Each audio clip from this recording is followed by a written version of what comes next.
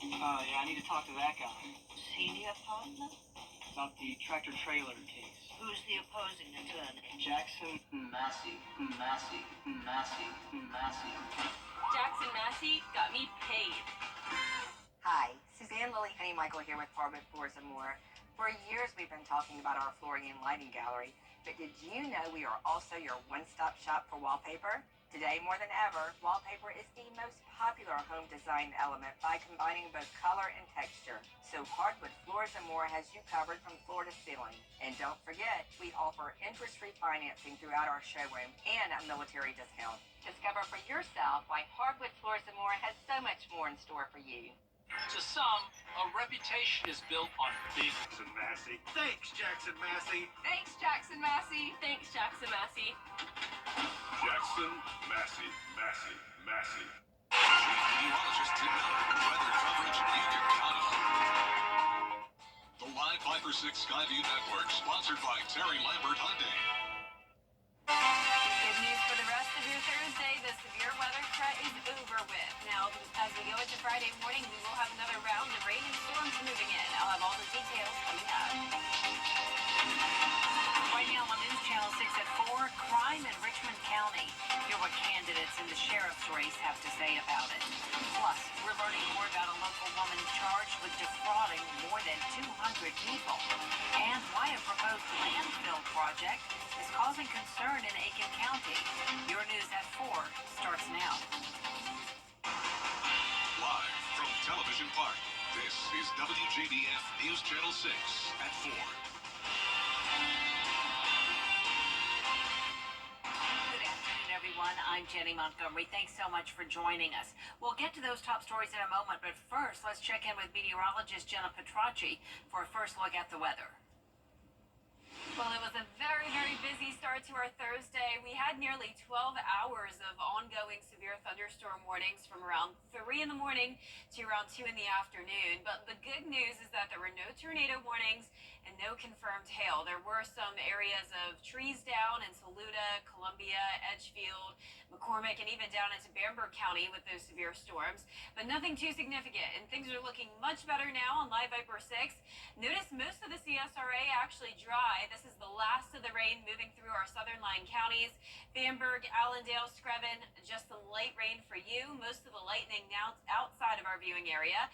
And Burke County, just scattered light showers as well. And then also down in Emmanuel and Johnson County, we do have some heavier rain, but that threat of severe weather is over with. Originally today, all of us were under a tornado watch. We've been dropped from that with the exception of Johnson and Emmanuel. That goes until 5. There is a chance they'll drop it earlier, or they may just let it expire out. But either way, you don't have to worry about any tornadoes. The threat is over with. There are some tornado warnings happening, though, along the coastline, along with a lot of severe thunderstorm warnings all along the South Carolina down to Georgia coast, and also out towards western Georgia as well, some active weather. So fortunately for us, that's all to our south. Our Terry Lambert Hyundai Skyview cam in Burke County showing a cloudy view, and it's warm and muggy outside. Upper 60s to low 70s. 70 in McCormick, Augusta at 68. Wrightsville also at 70. 71 in Sparta and 73 in Lincolnton. The dew points were in the 70s earlier, but now they're down into the upper 60s, but nonetheless, still pretty high, so tonight will be muggy with those temperatures not dropping off much. Winds coming in from the southwest, a bit breezy up to around 15 miles per hour. We have this cold front that's going to be passing by, and along it out towards Texas, we have another round of showers and storms, and that's what will be headed our way for our Friday. But in the meantime, tonight it will be dry. Temperatures in those low to mid 70s, and looking ahead over the next few days, morning showers and storms for tomorrow, but then back to sunshine over the weekend. I'll have a full look at the 10-day forecast coming up, but back to you, Jenny. All right, thank you, Jenna. Coverage you can count on continues now in Richmond County, where the search for a murder suspect is underway. The sheriff's office is looking for 39-year-old Ryan Lewis. Lewis, who is also known as N.O., is accused of shooting Gregory Dunn. It happened Wednesday at the intersection of Tudor and Carp Drives. He is considered armed and dangerous. If you know where he is, call the police. You can remain anonymous. And in a separate case, a second suspect is behind bars for murder. 14-year-old Carnell Quiller is charged with murder in the death of Jalen Sumter. Sumter was shot and killed on C Street in Olmsted Homes. 19-year-old Tydeja Hope was arrested and charged earlier this week for murder and aggravated assault. Recent shootings involving young people in Richmond County have the sheriff's office and sheriff candidates speaking out. Hannah Latier talked with some of them about the problem. That's right, Jenny. In the past several months, there have been multiple cases of people under the age of 20 being killed and accused of shooting and killing in Richmond County. In the past 2 weeks alone, a 14-year-old was shot and killed, and a 14-year-old, 15-year-old, and 19-year-old have been charged with murder. The sheriff's office sent us a statement saying, in part, it is a continuous conversation within our agency. We are always looking for ways to deter gun violence and violent deaths, not only with our youth, but with the adult community also. But candidates running for Richmond County Sheriff think there is more to be done. We're going to have to form a crime reduction partnership. There are some cities that are doing that now, and it seems to be pretty successful. They've had some cities that have had up to 75% reduction in youth violence. This is something I think would be really effective here. We as law enforcement have to get back to community policing. We have to get back in the neighborhoods. You have to meet the youth where they are. And if we're not in the neighborhoods, we're not making that connection. And incumbent Sheriff Richard Roundtree declined an interview. We also reached out to independent candidate Richard Dixon and didn't hear back. The general primary and nonpartisan election is on May 21st and early voting ends on May 17th. Jenny? All right, thank you, Hannah. A Washington County woman is behind bars tonight after promising keepsakes for loved ones and never delivering on that promise. 32-year-old Destiny Magoon has been charged with defrauding hundreds of victims in several states. Graham Lee has the story. Investigators here at the Washington County Sheriff's Office say the number of victims in this case is now more than 300. And that number continues to climb as the calls from more victims keep rolling in. 2 days ago, investigators conducted a 2-hour search at Magoon's home, finding more than 500 items belonging to the victims. The personal items ranging from baby hair and breast milk to umbilical cords and ashes of loved ones that have passed on. Sheriff Joel Cochran says these types of cases are in a category of its own. A lot of these were inclusions from loved ones that are no longer with them. And that's kind of like the last thing that they have of a loved one, and they're trying to have something that they could keep, and then they send it off and never get anything in return. So it's very touching, and it just takes it to a different level.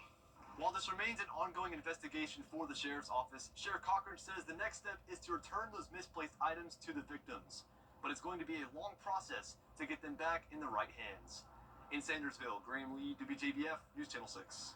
Right, Graham. An important Augusta Department Director's job could stay vacant for weeks longer. Maurice McDowell resigned as Parks Department Director back in February. The search for a replacement has landed 16 qualified candidates, but commissioners have voted not to move forward with the search for 2 months to allow time for a work session and audit of the department. We just want to make sure we get everything in the house in order before we hire someone. I'd hate to hire someone and then make a bunch of changes to what they anticipate from a job description standpoint. So it's important, I think, that we go ahead and have this work session to get things ironed out. The request for bids from auditing firms closed Tuesday. The proposal will be evaluated and a candidate will be presented to commissioners for final approval. Once that's completed, Frantum says the audit is expected to take 60 days. Tonight, you can learn more about voting yes or no for Augusta's mayor to vote on issues and what that really means.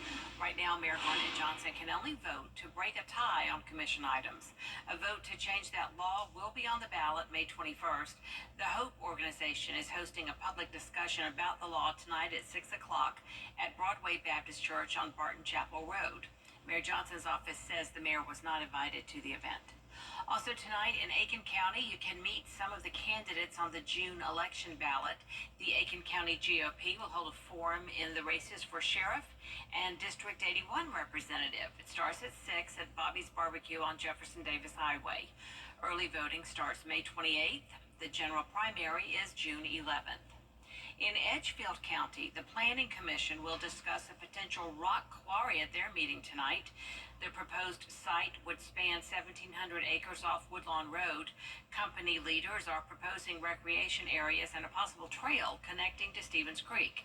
The quarry would be able to produce 600,000 tons of crushed stone a year. DOT says they'll tear up the road and they'll just keep patching it. And they said also there's always risks, but why we want to increase the risk of killing our children and our wives on these roads? Tonight's commission meeting starts at 6 in the county council chambers. A proposed landfill project is stirring up controversy in Aiken County. DHEC received a permit application for replacing Hilltop landfill with Rabbit Hill. Hilltop is nearing capacity based on a recent report.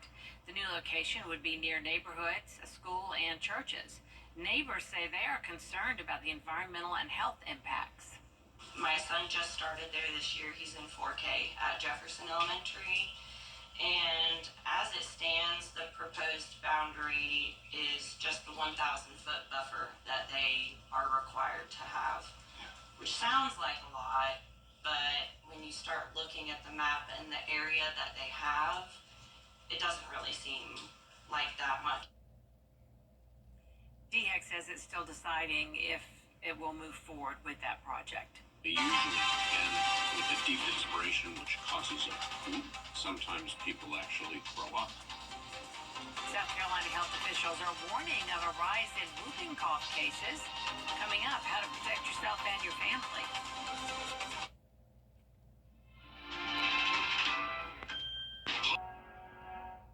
Let's face it, news is complicated. That's why WJBF.com makes it easy. Get clear, accurate stories that don't waste your time. Plus, get the latest video in one click with WJBF Plus. Get it all at WJBF.com. According to DHEC, just a little more than 4 months into 2024, and South Carolina already has more reported whooping cough cases than all of last year. But is it preventable?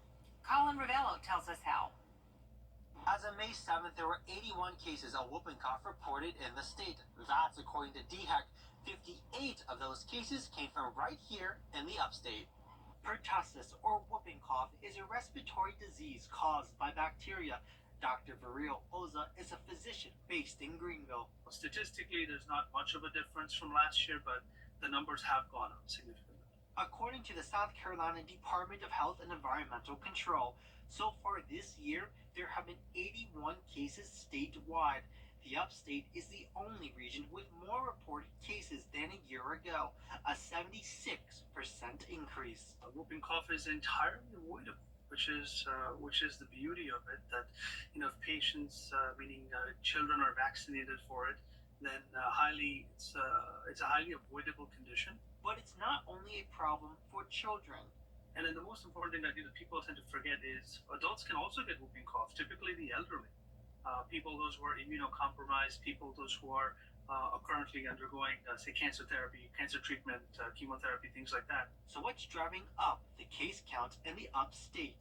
It's hard to explain what changed from year to year.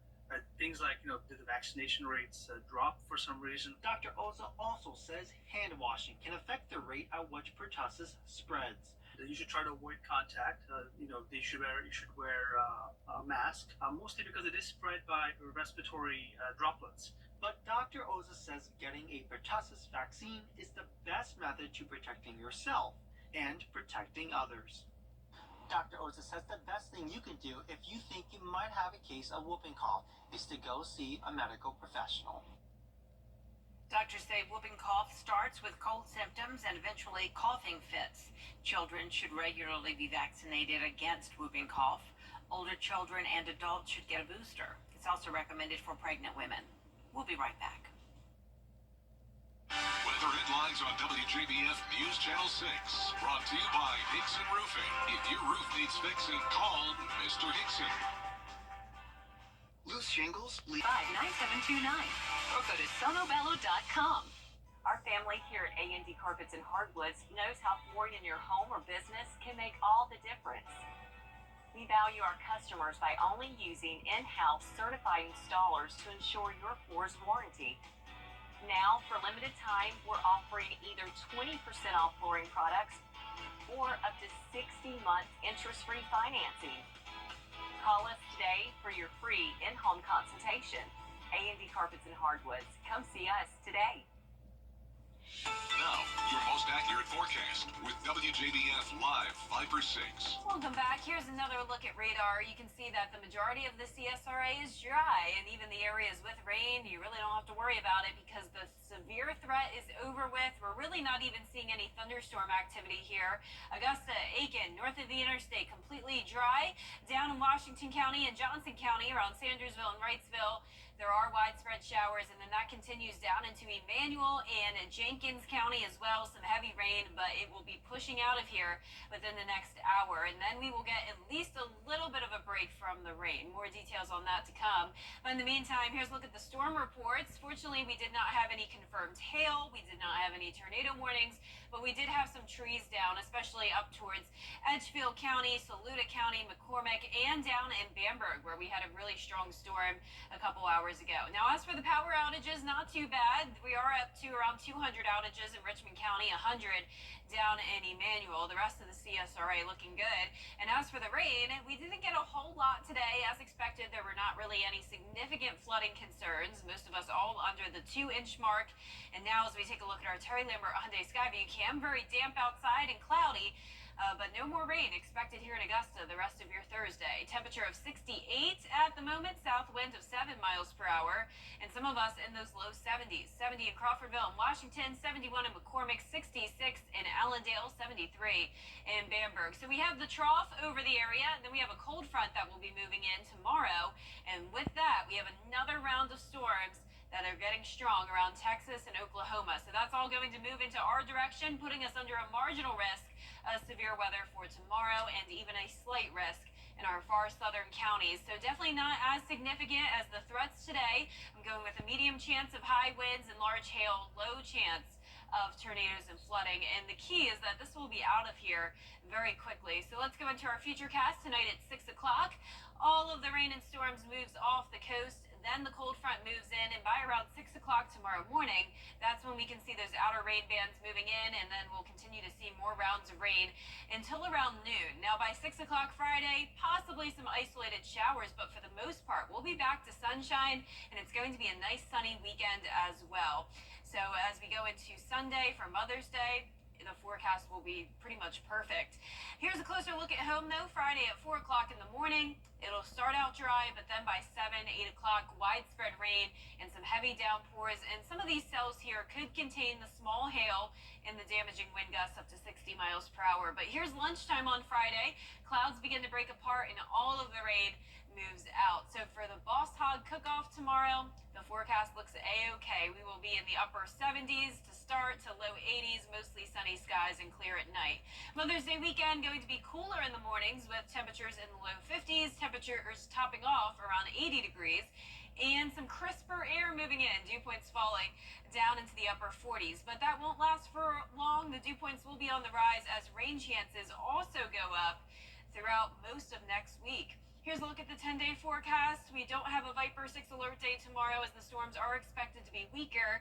Sunny and dry over the weekend, and then the rain returns next Monday all the way through next Friday. But Jenna, the rain is getting out of here just in time because tomorrow we have a Your Hometown event to tell you all about.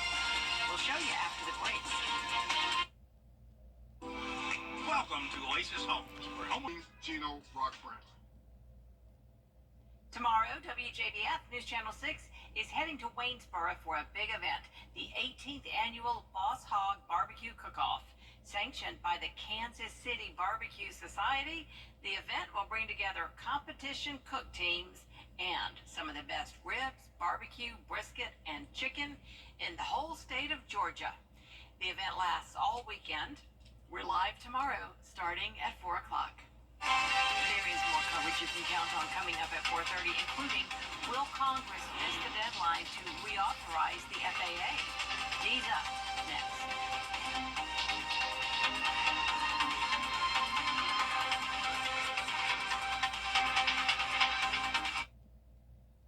Brace for less.